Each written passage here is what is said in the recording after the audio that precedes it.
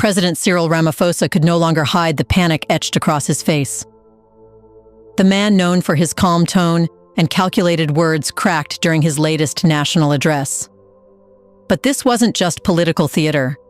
It was the unavoidable collision between South Africa's fragile democracy and an explosive exposé. That's because a respected senior police officer, Lieutenant General Mkhwanazi, had earlier stood before the nation in special task force gear and pointed a loaded truth directly at the powerful. He accused high-ranking officials of being part of a Mafia-style criminal syndicate.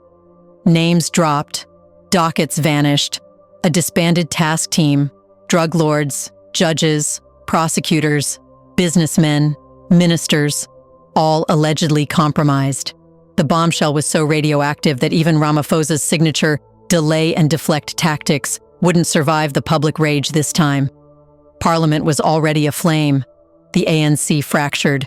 The opposition is in full attack mode. And the question blaring across South Africa? What really happened? In this video, let's break it down.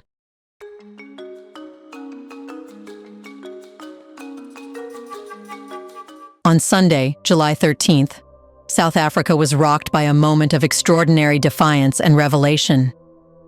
Lieutenant General Mkhwanazi, the KwaZulu-Natal Police Commissioner, stepped forward not as a passive civil servant, but as a whistleblower in full uniform, literally dressed in his special task force camouflage gear. It was a symbolic gesture. This was not going to be a standard press briefing. It was a battle cry. What followed was a dramatic and direct challenge to the highest echelons of state power. Mkhwanazi accused none other than his superior, Police Minister Senzo Mashunu, of sabotaging investigations into political killings. It was a breach of hierarchy, protocol, and silence that no one could have anticipated. But Mkhwanazi didn't stop there. In a bold and clear delivery, he implicated 3 additional figures: Deputy National Police Commissioner Shadrack Sibia, businessman Brown Magotsi, and well-known tenderpreneur Vusi Kat Matala. According to the general, these individuals were part of a broader, highly coordinated criminal syndicate with tentacles deep inside the country's law enforcement and political institutions. The syndicate, Mkhwanazi claimed, had been actively involved in dismantling a key investigative unit tasked with solving a string of political assassinations. This wasn't some long-dead unit buried in bureaucracy. It was one investigating real-time threats to political stability and democracy. Perhaps the most shocking element of his exposé was the allegation that 121 dockets were removed when the Political Killings Task Team was disbanded. These weren't dockets concerning minor infractions or low-level corruption. These were active investigations into political assassinations, most of them centered in KwaZulu-Natal, South Africa's epicenter of politically motivated killings. These dockets potentially contained leads, witness statements, and evidence that could have exposed not just killers, but those who had ordered the hits. The removal of these dockets was nothing short of institutional sabotage, effectively burying justice and protecting the powerful. What made Mkhwanazi's claims even more devastating was the evidence he said he possessed. This wasn't a vague political speech built on speculation. Mkhwanazi stated he had phone metadata linking key officials to criminal actors. He referenced audio recordings involving Brown Magotsi. He cited task team documentation showing the abrupt and irregular disbanding of the unit. This was not the language of rumor. It was a meticulously constructed case, presented not by a journalist or activist, but by a high-ranking police official with access to the machinery of the state. At that moment, Mkhwanazi was not just a commissioner. He was a national whistleblower detonating a political time bomb. The significance of this cannot be overstated. For years, South Africans have watched the slow, tragic erosion of public trust in the police and political institutions. Political assassinations have become tragically common, especially in KwaZulu-Natal, with many of them remaining unsolved. Speculation has long circulated that a network of criminal interests, politicians, and corrupt police officers has been protecting these killers from within. Mkhwanazi's revelations gave those suspicions form and substance. They confirmed the worst fears that the rot isn't isolated. It's structural. These murders weren't just allowed to happen. They were enabled by the very people meant to stop them. What emerged on that Sunday wasn't just a scandal. It was a betrayal against the top corrupt faction. A top police general had called out the highest levels of power for their alleged complicity in political murder and obstruction of justice. It left President Ramaphosa with no room to maneuver. The usual presidential tactics, like stalling, commissions, and half measures, wouldn't suffice. The country had heard the bomb go off, and silence was no longer an option. With evidence reportedly still being held back, the lingering question was clear. If this is just the beginning, how much worse could the truth be? Interestingly, the detonation set off by Mkhwanazi's press conference didn't stay confined to KwaZulu-Natal. It reverberated instantly through the walls of Parliament, Luthuli House, and even foreign embassies. Within hours, the South African political ecosystem plunged into emergency mode. That's because nobody knew who else was involved and could be named. Nothing was off limits. And the African National Congress, which has weathered many scandals with masterful delay tactics and vague commissions, found itself unexpectedly off balance and reactive. The ANC's Secretary General, Fikile Mbalula, issued a rare and urgent call for an official investigation, an admission in itself that this time the accusations weren't manageable by internal spin. But the ruling party wasn't the only player forced into motion. The Democratic Alliance, the Economic Freedom Fighters, and the Umkhonto weSizwe Party wasted no time in demanding immediate suspensions, resignations, and independent inquiries. Their response was swift and coordinated, no longer confined to opposing ANC failures on infrastructure or service delivery. These parties saw an opportunity to explode the ANC's claim to moral authority by painting it as the beating heart of organized criminal capture. Civil society and media outlets fanned the flames with chilling historical comparisons. The term Crime State 2.0 began trending, referencing the state capture era under Jacob Zuma, but with an even darker twist, that this time, the capture wasn't merely about money or influence. It was about life and death, blood and bullets, police files and death squads. Before we continue further, tell us, are you enjoying the video? If yes, please like and share the video and subscribe to our channel to watch more videos on Black Africa. Let's continue now.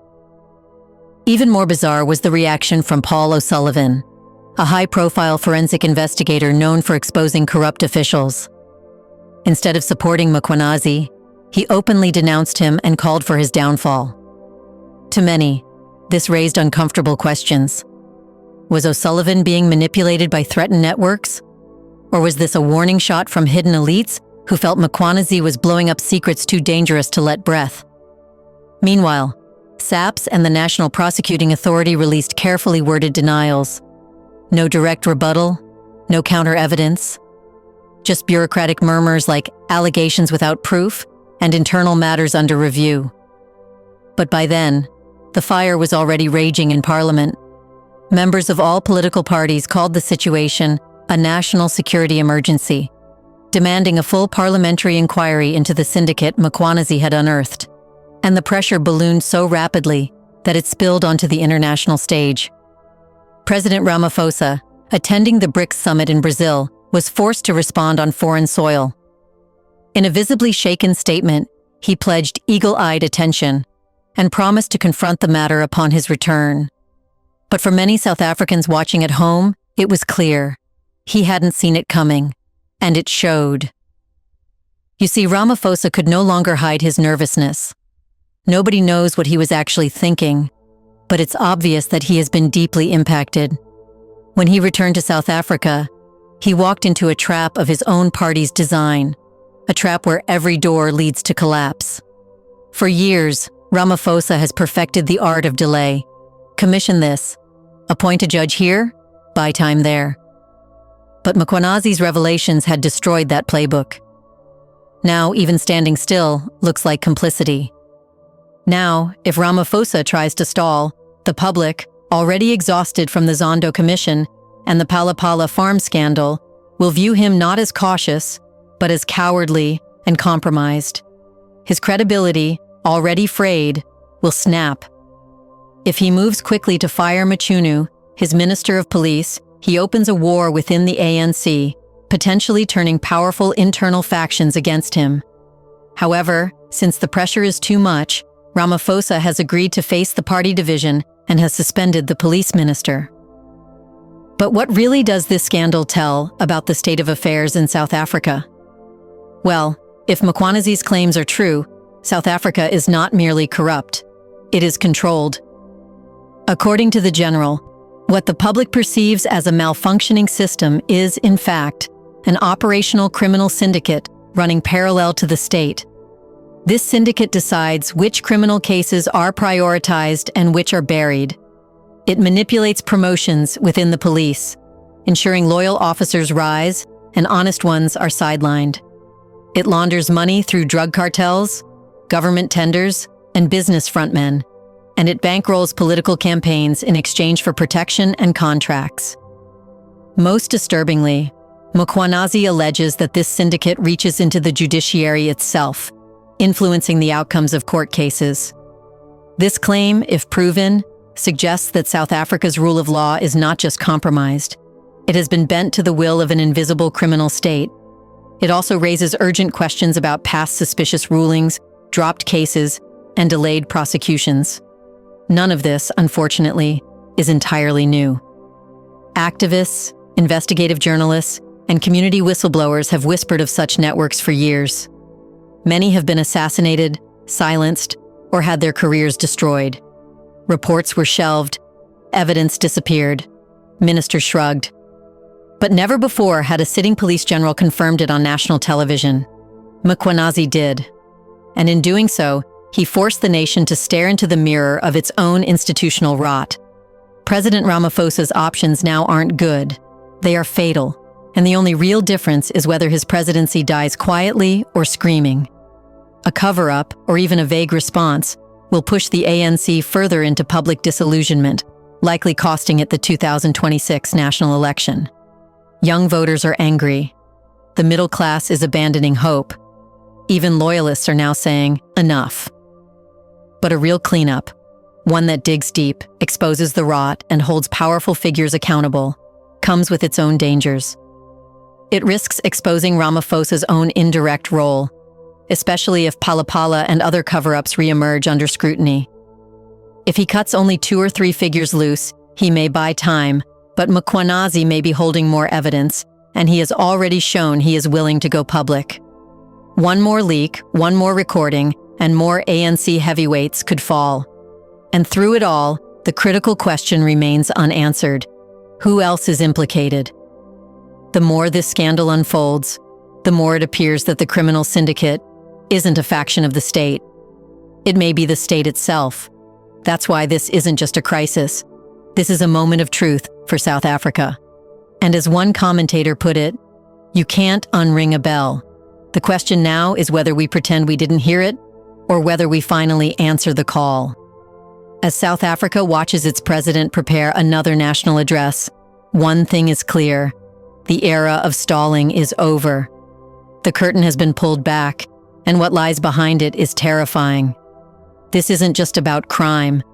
This is about whether South Africa still has a state worth trusting. What do you think? Is South Africa already a captured mafia state, but we are only now realizing it? If a sitting police general can openly accuse top officials of criminal ties, how long has this syndicate been operating behind the scenes? In the comment section below, share your thoughts on whether this is a scandal that can cost Ramaphosa his presidency. Do you want to watch more videos like this one? If yes, subscribe to our channel and press the bell icon next to it. We bring videos on Black Africa, its history, rich arts and culture, and things the world should know about. Thanks for watching, and until the next video, stay tuned.